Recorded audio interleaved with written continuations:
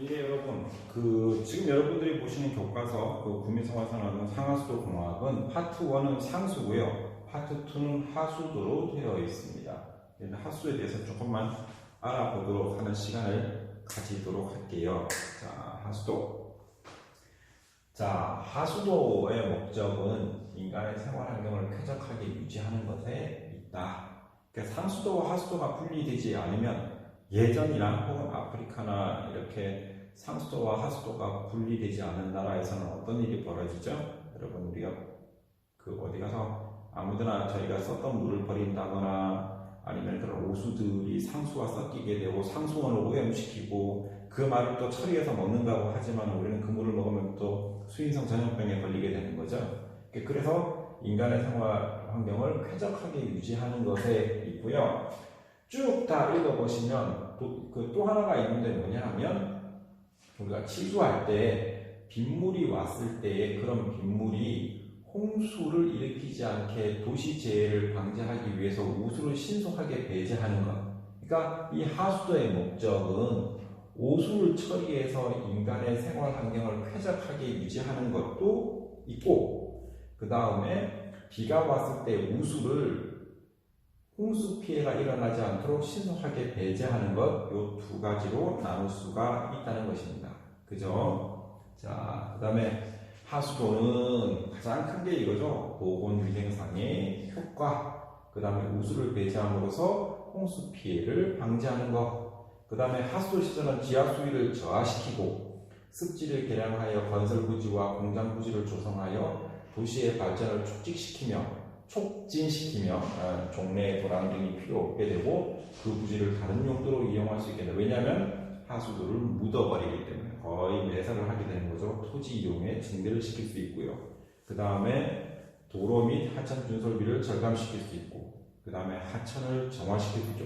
사실은 처리하지 않고 하수도로 차집을 하고 그걸 처리하지 않고 만약에 난강으로 모든 집에서 쓴 물이 들어간다고 생각하면은 이런 하수도의 효과를 다 이해할 수 있죠. 도시 미관 증대하는 것은 말할 것도 없고요. 그죠? 자, 그 다음에 하수도의 구성은 자, 배제 방식에 따라서 하수도는 여기 보시면 나옵니다. 자, 요거부터 볼까요? 자, 관이 있어요. 근데 우수토실은 여기 보시면 하수 배제 방식에 함유식 광고와 분류식 광고의 비교는 반드시 한번 읽어보고 이해할 것. 한 번 더.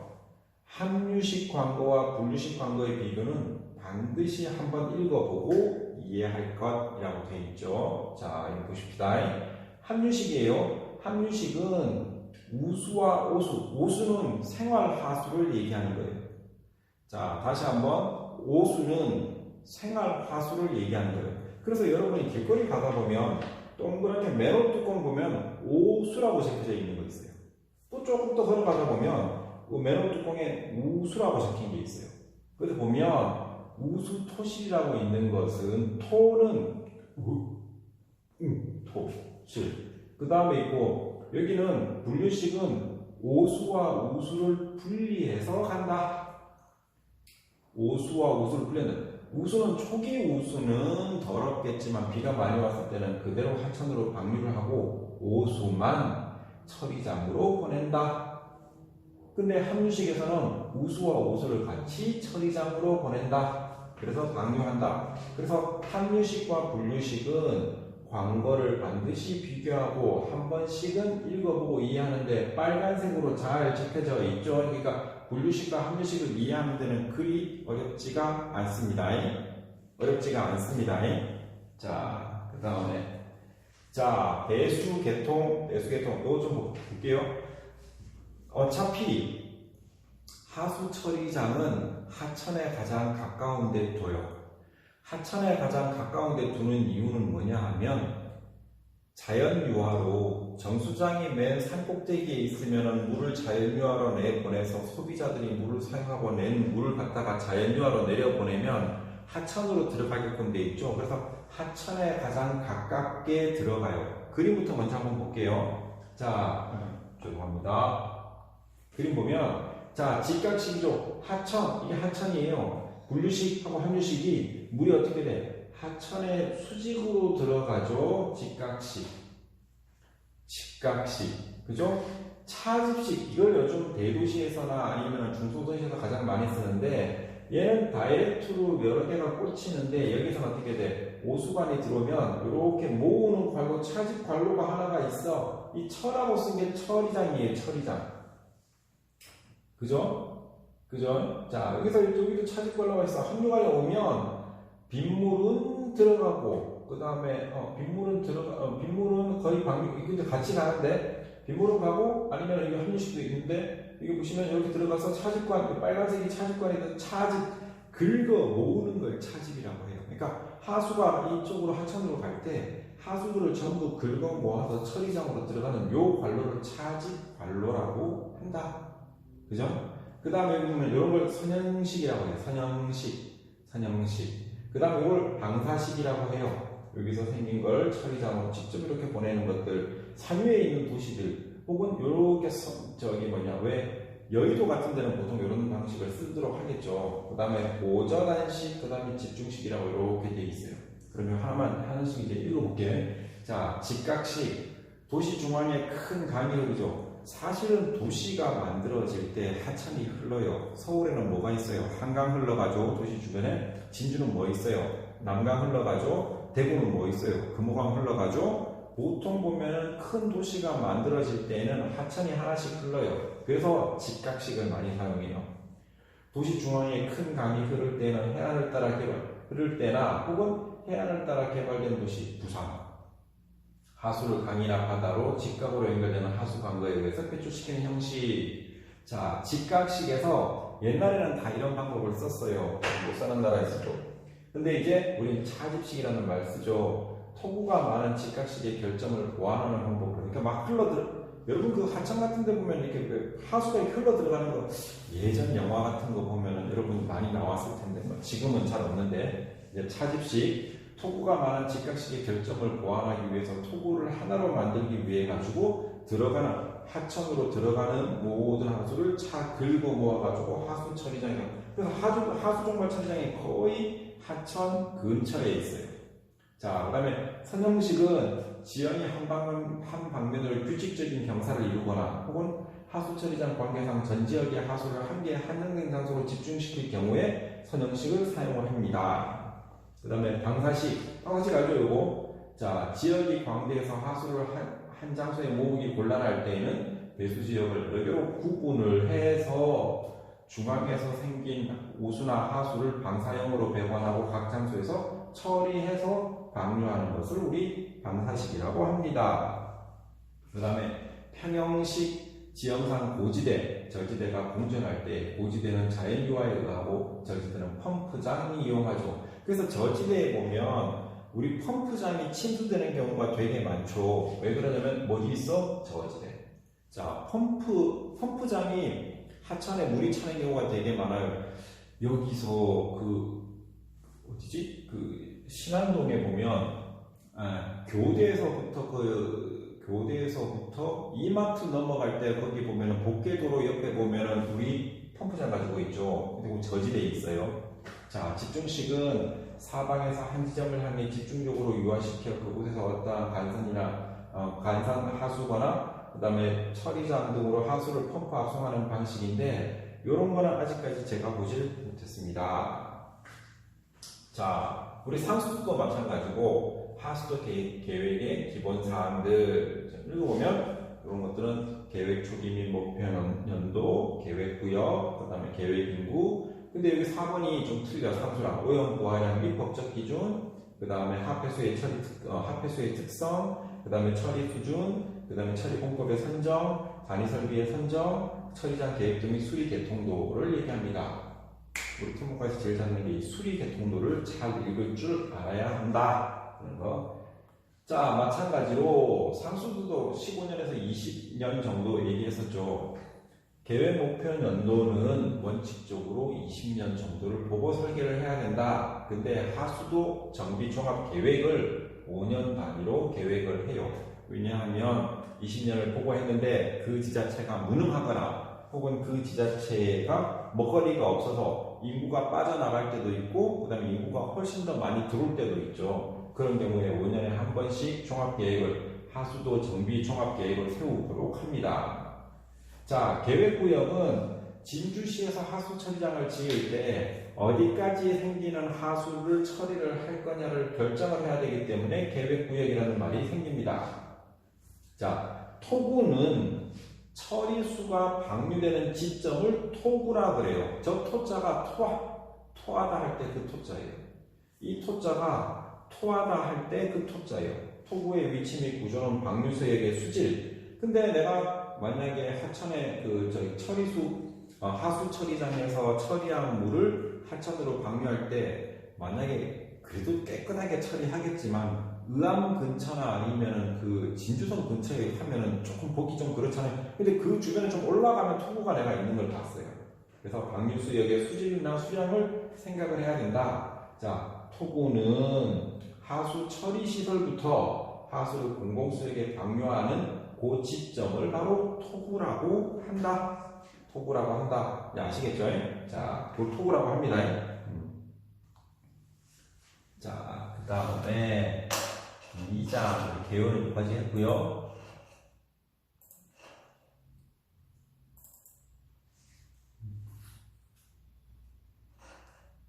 자, 다음에 하수량.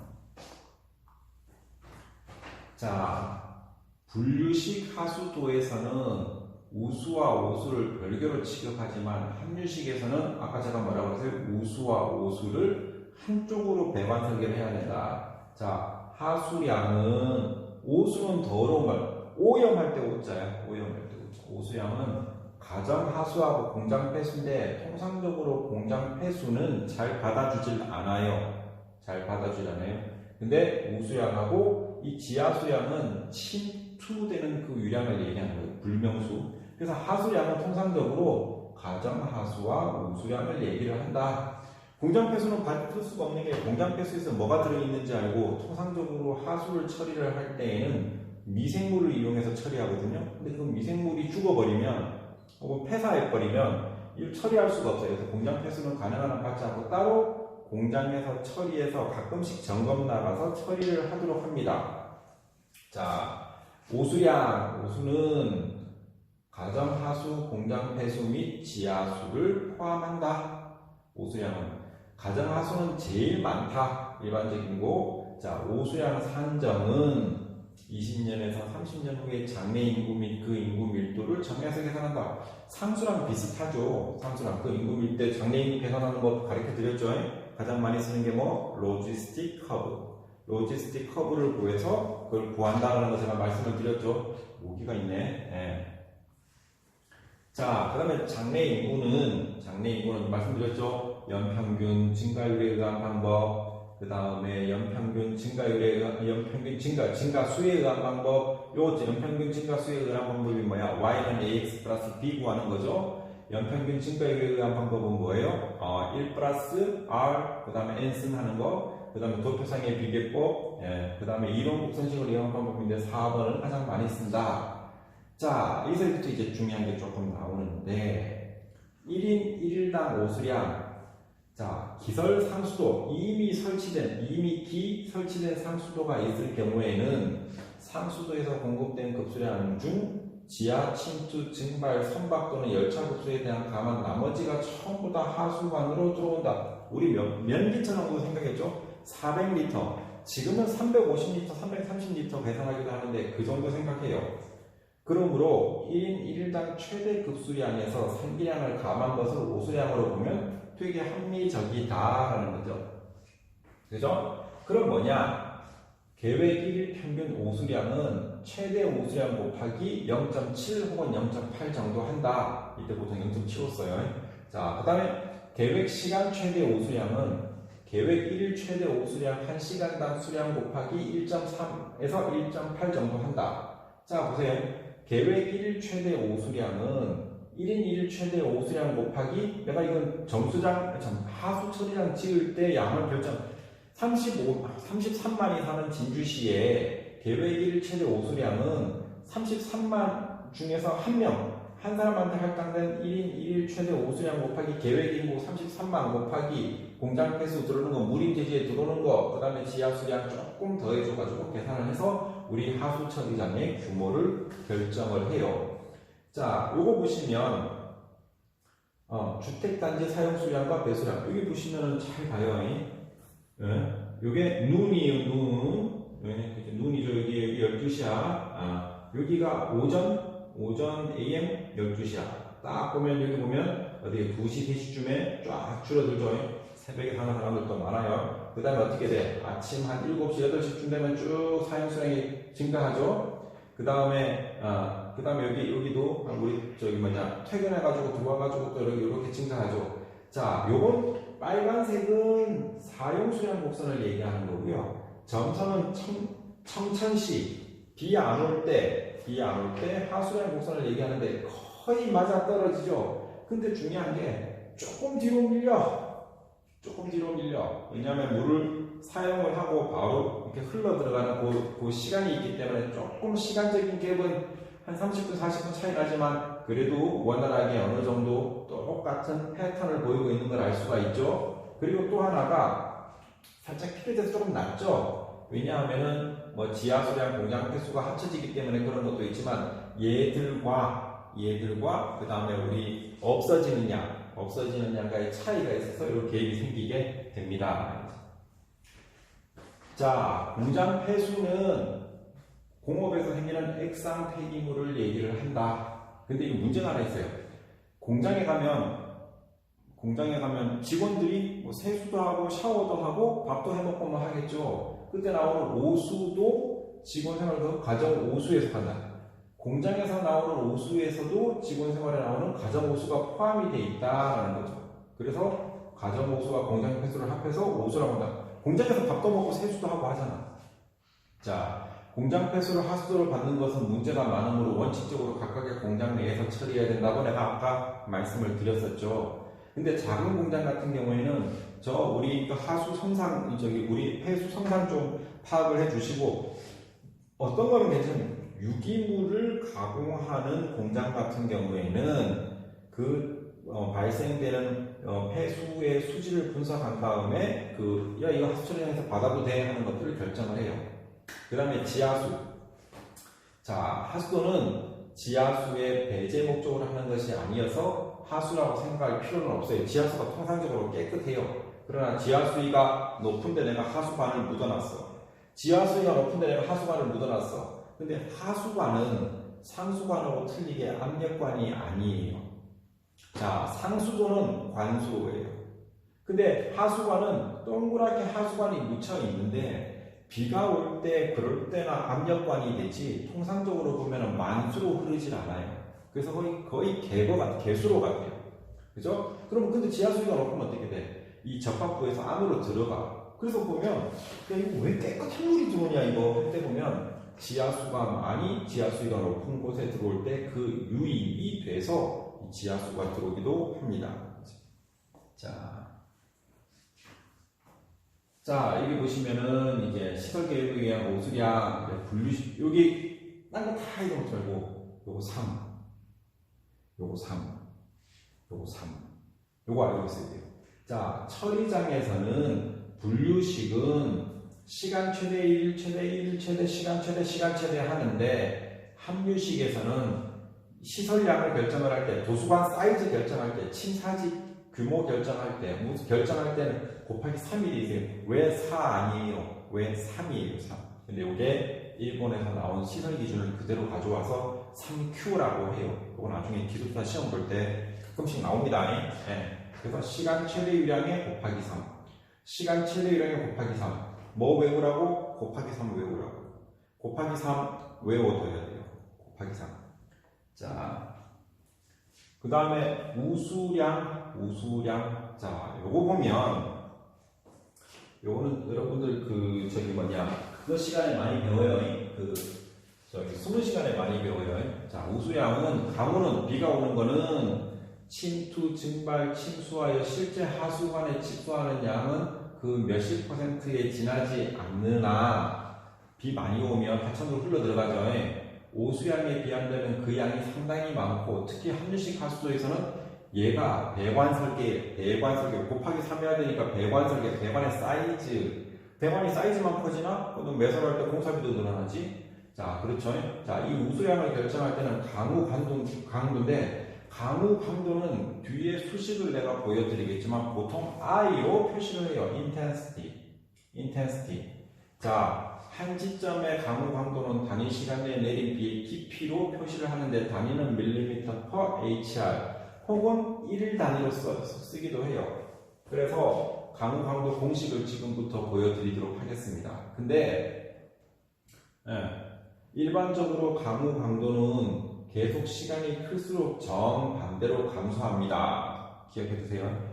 근데 왜 20시간을 뵀죠? 셜만형, 딸보트형, 재패니즈형. 우리 딸보트형 많이 사용하는데 우리나라에 사용하고 있는 강우 공식은 탈보트형 많이 사용하고 셜만, 재패니즈형 잘 사용 안 합니다. 자, 이때 I 값은 강우 강도죠. A, B들은 A, B, N은 전부 상수고 T는 강우 지속 시간을 나타내는 겁니다. 이걸 우리 강우 강도로 사용을 하고 있어요. 기상 예보하시는 분들이 오늘은 비가 태풍에 올라와서 오늘은 400mm/hr 이렇게 얘기도 하기도 하고 오늘은 400mm 오겠습니다 라고 하면 그걸 24로 나누면은 이 강우 강도가 되겠죠. 그죠? 자, 그 다음에 유출 계수. 여러분, 유출이란 말 아시죠? 자, 우리 한 지역 내에서 비가 내려서 우리 진주시를 이렇게 이렇게 나뭇잎처럼 만들면은 비가 많이 내리면 우리가 어느 쪽으로 우리 유역을 나가는 놈, 이걸 유량을 Q를 우리 런오프라고 해요. 그걸 유출이라고 해요. 그러니까 진주시가 이렇게 있어. 근데 진주시에 비가 막 내리면 뭔가 구멍이 하나 있을 거 아니야. 2개 있어도 돼요? 2개 이쪽으로 나가고 이쪽으로 나가고. 근데 뭔가 하천이 흘러서 이쪽으로 비가 온 물이 전부 다 나갈 때 나가는 요 놈을 런오프 유출 계수라고 해요. 유출 계수.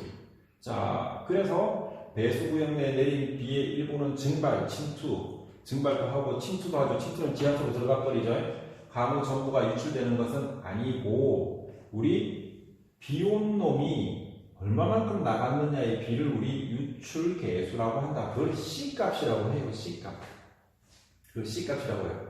자, 수문학에서 사용하는 1년간의 전 강우량과 1년간의 전 유출량을 비교한 계수도 유출 계수라고 하는데 하수도에서는 이와 같은 장기강의 것을 말하는 것이 아니고 지금 내리고 있는 비가 어느 정도 유출하는가 또 1시간 또는 1분간이라는 단위의 보통 시간 단위를 사용을 하는데 강수량과 단위 시간대의 유출량의 비를 우리 뭐라 그런다? 유출 계수라고 한다라는 거죠. 유출 계수. 자, A는 면적 얘기하는 거예요. 공중의 면적. 근데 이 유출 계수가 왜 중요하냐 하면은 유출량과 강우량이 있으니까 우리가 불투수층 아스팔트에서는 유출 계수가 어떻게 돼? 커. 아스팔트나 아니면 공구리 쳐놓은 땅에서는 밑으로 침투량이 적죠. 그러니까 어떻게 돼? 유출 계수가 커. 대신에 논이나 밭이나 이런 이 자연 나대지 같은 경우는 어떻게 돼? 비가 오면 침투되는 나무도 되게 많을 거 아니야. 그때는 유출 계수가 작어. 그죠? 그걸 얘기하는 거예요. 그 유출 계수. 그 C값이라고 보통 표현을 해요. 그래서 보시면 포장면은 0.9고 밀림 수립과 덤부습은 0.2가 되는 거예요. 그죠? 근데 상업지역에서는 이렇고 그 다음에 어디 갔노? 공원 같은 경우는 조금 낮죠. 이렇게 돼 있죠. 그죠? 대충 유출계수에 대한 우리 값을 대충 알겠죠. 유출계수의 정의에 대해서 통상적으로 여러분들 아시겠죠. 그러니까 유출급 C값은 불투수층일 때는 유출계수가 커. 대신에 논과 밭, 밀림, 수립, 숯불, 경작하는 이런 게 전부 논밭이잖아요. 낮죠, 상대적으로. 그게 런오프 코에피션트 유출계수를 얘기하는 겁니다. 자, 여러분들 아시겠죠? 여기 하고 그 다음에 우리 유달 시간하고 이 유출 시간, 유아 시간에 대해서는 우리 다음 시간에 얘기하도록 하겠습니다. 예, 감사합니다.